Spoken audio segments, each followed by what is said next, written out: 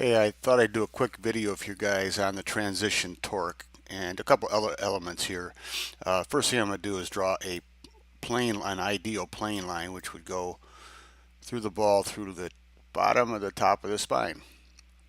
Okay, and then to show the spine angle tailbone to ear, um, he's a little upright here, 50 degrees, and you can see that the arms and this angle is basically a 45-degree angle between the lead arm and the spine angle, which I can show you in the Golf Swing Mastery program how to do that very easily. Make sure you got that right.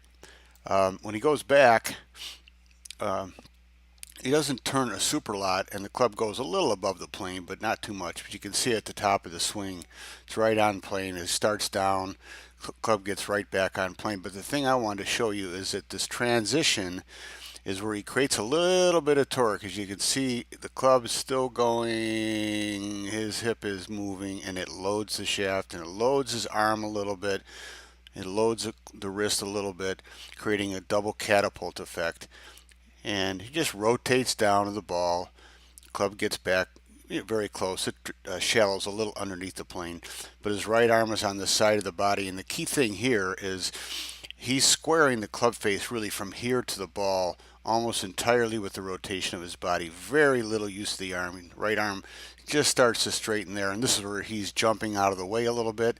I think it's because his posture is a little bit too upright at address, and he's throwing the club just a little bit right in here, throwing it just a little bit, and he's got to get out of the way so he doesn't hit the ground.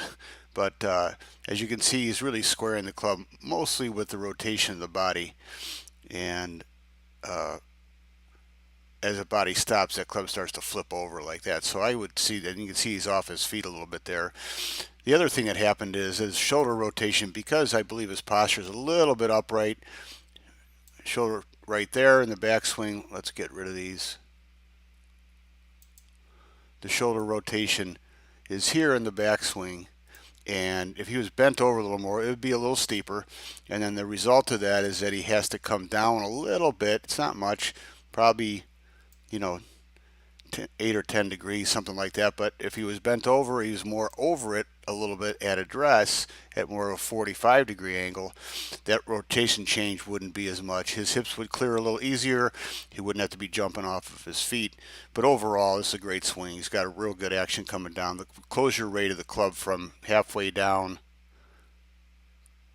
into impact is very slow, and he's unloading the wrist. So there's a lot of power there too. Good golf swing. Club doesn't rotate super close fast, but you can see his body stopping, and now it starts to rotate. Okay, I can show you how to get in the right posture with a training drill that's in Golf Swing Mastery. Check it out, golfswingmastery.com. And Golf Swing Mastery also has, I forgot to mention this, also has how to create that transition torque, which loads the club for a super catapulting effect and your maximum power.